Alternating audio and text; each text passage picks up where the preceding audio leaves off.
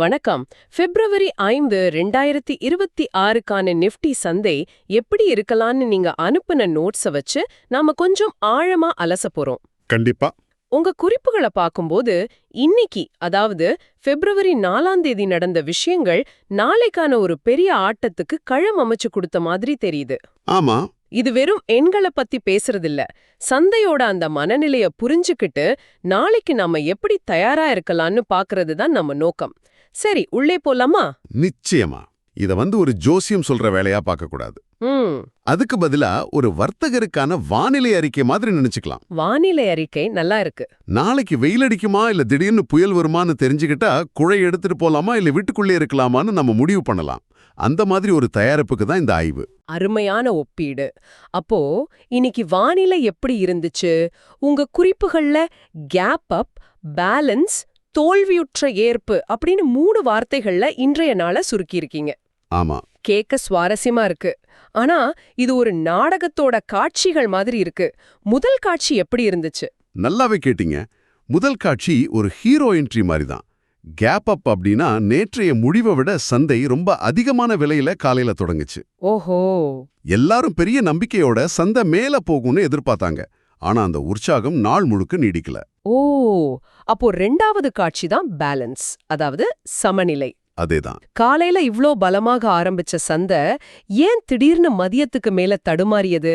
அந்த ஆரம்பகட்ட உற்சாகம் எங்கே போச்சு? இதுதான் சுவாரஸ்யமான பகுதி. ஒரு குறிப்பிட்ட விலைக்கு மேல போனதும் புதுசா வாங்க வர்றவங்க தயங்க ஆரம்பிச்சிட்டாங்க. அதே சமயம் அந்த உயர்ந்த விலைய ஒரு நல்ல வாய்ப்பா நினைச்சு விற்பனையாளர்கள் உள்ள வர ஆரம்பிச்சிட்டாங்க. சரி சரி. இதனால நாள் முழுக்க வாங்குபவர்களுக்கும் விற்பவர்களுக்கும் இடையே ஒரு பெரிய கயிறு இழுக்கும் போட்டி நடந்தது. ஒரு இழுபறி. ஆமா. விலை ஒரு குறிப்பிட்ட எல்லைக்குள்ளேயே, அதாவது ஒரு பெட்டிக்குள்ள அடைபட்ட மாதிரி மேலும் கீழும் போயிட்டு வந்தது. சந்தை தன்னுடைய அடுத்த திசையை தேடிக்கொண்டிருந்தது. அப்போ அந்த நாடகத்தோட கடைசி காட்சி ஃபெயில்ட் அக்செப்டன்ஸ், அதாவது தோல்வியுற்ற ஏற்பு. இதுதான் கிளைமேக்ஸ்னு நினைக்கிறேன். கரெக்ட். உங்க குறிப்புகள்ல VRH, அதாவது 25,798ங்கிற ஒரு முக்கியமான கோட்டை தாண்ட சந்தை பலமுறை முயற்சி செஞ்சு தோத்து போச்சுன்னு இருக்கு. இதுக்கு என்ன அர்த்தம்?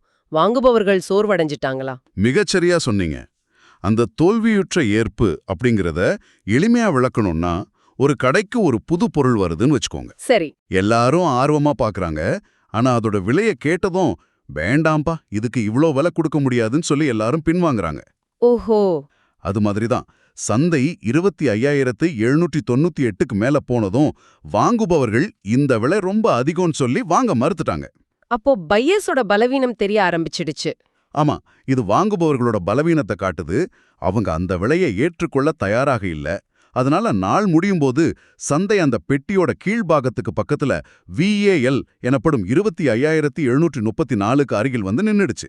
ஆக காலையில ஹீரோ மாதிரி ஒரு பெரிய ஓப்பனிங், ஆனா நாள் முடியும் போது பலம் குறைஞ்சு வில்லங்கள், அதாவது விற்பனையாளர்கள் கை ஓங்குன மாதிரி ஒரு ஃபீல்.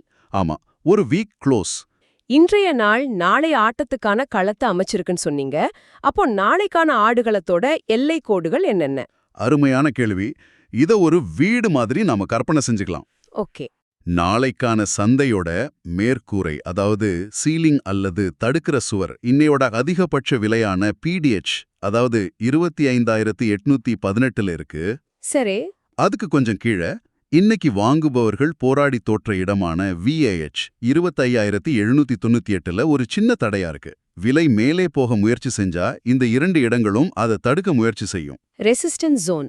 சரி, சந்தை மேலே போனா தடுக்கிற சுவர்கள் இதெல்லாம்னு சொன்னீங்க. ஒருவேளை கீழே விழ ஆரம்பிச்சா அத பிடிக்கிறதுக்கு ஏதாவது பாதுகாப்பு வலைகள் இருக்கா? நிச்சயம் இருக்கு. அந்த வீடோட தரை, அதாவது ஃப்ளோர் மாதிரி இன்னையோட குறைந்தபட்ச விலையான PDL 25,563ல ஒரு வலுவான ஆதரவு இருக்கு.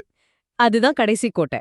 ஆமா, அதுக்கு மேல இன்னைக்கு நாள் முழுக்க விலை இறங்காம தடுத்து நிறுத்தின VAL, அதாவது 25,734ல முதல் பாதுகாப்பு வலை இருக்கு. விலை வீழ்ச்சி அடையும் போது இந்த நிலைகள்ல ஆதரவு கிடைக்க வாய்ப்பு இருக்கு. அப்போ நமக்கு ஒரு மேற்கூரை, ஒரு தரை இருக்கு. இதுக்கு நடுவுல உங்க குறிப்புகள்ல POC 25,782ன்னு ஒரு எண்ண கட்டுப்பாட்டு புள்ளி அல்லது காந்தம்னு சொல்லிருக்கீங்களே, அது என்ன மேட்டர்? அதுதான் இந்த வீட்டோட ஹால் மாதிரி. இன்னைக்கு நாள் முழுக்க பெரும்பாலான வர்த்தகம் நடந்த இடம் அது. ஓ, பாயிண்ட் ஆஃப் கண்ட்ரோல். ஆமா, வாங்குபவர்களும் சரி விற்பவர்களும் சரி இந்த விலைய ஒரு நியாயமான விலையா ஏத்துக்கிட்டாங்க. அதனால நாளைக்கு விலை அந்த மேற்கூரைய நோக்கி போனாலும் சரி, தரைய நோக்கி வந்தாலும் சரி, திரும்ப திரும்ப இந்த 25,782 என்ற காந்தத்தை நோக்கி ஈர்க்கப்பட அதிக வாய்ப்பு இருக்கு. அப்போ நாளைய முழு ஆட்டமும் விலை இந்த மேற்கூரை, தரை, அப்புறம் இந்த காந்த புள்ளிக்கு நடுவுல எப்படி நடந்துக்குதுங்கிறத பொறுத்து தான் இருக்கு இல்லையா? 100க்கு 100. இங்க ஒரு முக்கியமான விஷயத்த நம்ம புரிஞ்சுக்கணும். இன்னைக்கு நடந்தது ஒரு பெரிய வீழ்ச்சியோ ஏற்றமோ இல்ல. ஒரு கன்சாலிடேஷன். ஆமா, சந்தை ஒரு பெரிய நகர்வுக்கு பிறகு கொஞ்சம் மூச்சு வாங்குது. தன்னோட அடுத்த கட்ட பாய்ச்சலுக்கு தயாராகுது. அதனால தான் நாளைக்கு ஒரு தீர்மானிக்கும் நாள், ஒரு டிசிஷன் டேயாக இருக்க போகுது. சரி, இப்ப நாம இந்த அலசலோட இதய பகுதிக்கே வந்துட்டோம். நாளைக்கு என்ன நடக்கலான்னு உங்க குறிப்புகள்ல 3 சாத்தியக்கூறுகள், அதாவது 3 விதமான சினாரியோக்கள் இருக்கு. ஆமா, முதல் சினாரியோ, ஹீரோ மீண்டும் கம்பேக் கொடுப்பது போல, மதிப்பை மீட்டெடுத்தல், வேல்யூ ரீக்ளைம், சந்தை மீண்டும் மேல போகும்னு சொல்றீங்க. அது எப்படி நடக்கும்? ஆமா. ஆனா இதுக்கு ஒரு முக்கியமான நிபந்தனை இருக்கு. என்ன அது? வெறுமனே விலை ஏறுறது மட்டும் பத்தாது. விலை அந்த காந்த புள்ளியான POC 25,782 தாண்டி அதுக்கு மேல சுமார் ஒரு 15 முதல் 30 நிமிஷமாவது நிக்கணும். இதத்தான் ஏற்றுக்கொள்ளுதல், அதாவது அக்செப்டன்ஸ்னு சொல்றோம். ஒரு நிமிஷம். அதாவது அந்த கோட்டை தாண்டி ஒரு எட்டி பார்த்துட்டு திரும்பி வர்றது கணக்குல சேராது. சேராது. அங்கேயே தங்கி அது தனக்கு வசதியான இடம்தான் நிரூபிக்கணும், அப்படிதானே? மிகச் சரியாக. அந்த விலைக்கு மேல வர்த்தகம் தொடர்ந்து நடக்கணும். வாங்குபவர்கள் அங்கே தைரியமா வாங்கணும். சரி. அப்படி ஒரு நிலை ஏற்பட்டா மட்டும்தான் நாம அடுத்த இலக்குகளான அந்த சின்ன தடை 25,798 VAL மற்றும் உண்மையான மேற்கூரை 25,818 PDH நோக்கி சந்தை நகர ஆரம்பிக்கும். அதுவரைக்கும் சும்மா நம்பக்கூடாது. அதுவரைக்கும் காலையில வர்ற எந்த ஒரு ஏற்றமும் ஒரு தற்காலிக எழுச்சியா இருக்கவே வாய்ப்பு அதிகம். புரிஞ்சுது. அப்போ விலை ஏறுவதை பார்த்த உடனே அவசரப்பட்டு வண்டியில ஏற வேண்டாம். சரி, அடுத்த சினாரியோ இதுக்கு நேர் எதிரானது. ஆமா, வில்லன்கள் ஆட்டத்தை கைப்பற்றுவது போல. வேல்க்கு கீழே ஏற்பு, வேல்யூ அக்செப்டன்ஸ் பிலோ VAL, அதாவது சந்தை இறங்குவதற்கான வாய்ப்பு. ஆமா. இது நேற்றைய ஹீரோ இன்றைய வில்லனாக மாறுவது போன்றது. விலை இன்றைய வர்த்தகத்தோட கீழ் எல்லையான அந்த முதல் பாதுகாப்பு வலையான VAL 25,734 உடைச்சு அதுக்கு கீழேயே நிலை பெற்றால் அங்கே செட்டில் ஆனா? ஆமா, அதாவது அந்த உடைந்த தரைக்கு கீழேயே அது வசதியாக உணர ஆரம்பித்தால் அது விற்பனையாளர்கள் கட்டுப்பாட்டை முழுசா எடுத்துட்டாங்கன்னு அர்த்தம். அப்போ தர உடைஞ்சா நாம நேரா பாதாள அறைக்கு, அதாவது பேஸ்மெண்ட்டுக்கு போறதுக்கான வாய்ப்பு இருக்குன்னு சொல்றீங்க.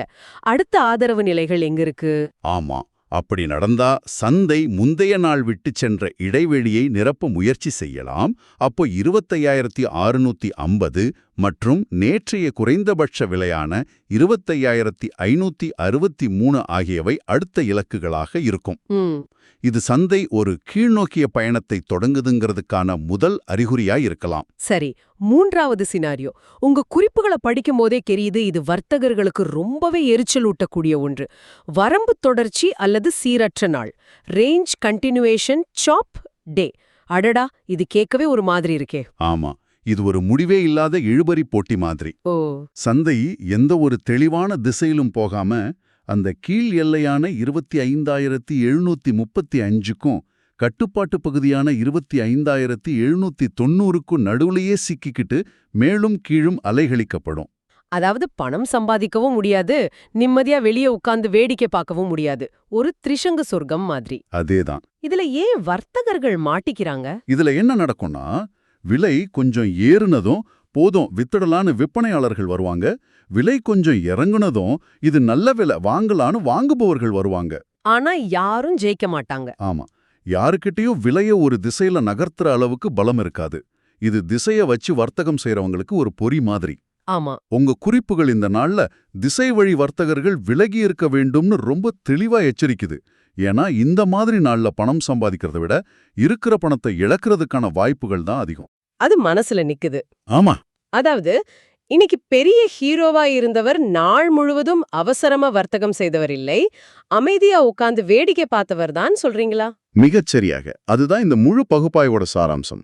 இன்னைக்கு அந்த காந்த புள்ளியான POC பகுதிக்கு பக்கத்துல வர்த்தகம் செய்ய முயற்சி பண்ணவங்க விலை மேலும் கீழும் போனதால தேவையில்லாம நஷ்டத்தை சந்திச்சிருப்பாங்க. சரி சரி. ஆனா வரம்போட உச்சமான VAH கிட்ட விற்பனை செஞ்சவங்க அல்லது வரம்போட அடியான VAL கிட்ட வாங்கினவங்க ஒரு சின்ன லாபத்தையாவது பார்த்திருப்பாங்க. ஓகே. இதே தர்க்கத்தை நாளைக்கும் பயன்படுத்தணும்னு தான் இந்த பகுப்பாய்வு சொல்லுது. உங்க குறிப்புகள்ல அனுமதிக்கப்பட்டவை மற்றும் தவிர்க்க வேண்டியவைன்னு ஒரு விளையாட்டு திட்டத்தையே ஒரு பிளேபுக்கையே கொடுத்திருக்கீங்க. அதை கொஞ்சம் விளக்க முடியுமா? நிச்சயம். முதல்ல அனுமதிக்கப்பட்டவை. 1. அந்த வீட்டோட மேற்கூரை அல்லது தரைக்கிட்ட மட்டும் வர்த்தகம் செய்யறது. நடு ஹால்ல மாட்டிக்க வேண்டாம். ஆமா. 2வது, விலை ஒரு எல்லைய உடைச்ச உடனே உணர்ச்சி வசப்பட்டு உள்ள நுழையாம அது அந்த நிலைக்கு மேலேயோ கீழேயோ நிலைநிறுத்தப்பட்ட பிறகு, அதாவது அக்செப்டன்ஸ்க்கு அப்புறம் வர்த்தகம் செய்யறது. பொறுமையா இருக்கணும். 3வது, சந்தையோட திசை தெளிவா தெரியற வரைக்கும் சின்ன அளவுல வர்த்தகம் செய்யறது.